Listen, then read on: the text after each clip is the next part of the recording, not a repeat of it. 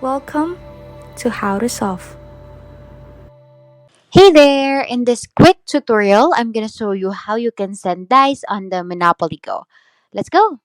The steps here are actually really simple and easy, so now let's get started. So first of all, you may be wondering, is it possible for me to send dice on the Monopoly Go?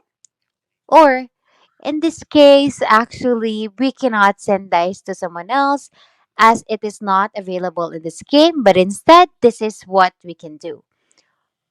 You can purchase the dice for someone else by making the payments from your bank account or from your payment wallet. And this way, you will be able to purchase dice for someone else, which is kind of the same thing. And after that, you can just click on go and play with the dice. If you want to send more dice to anyone or your friends, you just have to play more and you just have to click on the go. So, yeah, that's actually it. That is how you can send dice on Monopoly Go. Please like and subscribe for more content. We'll see you in the next one.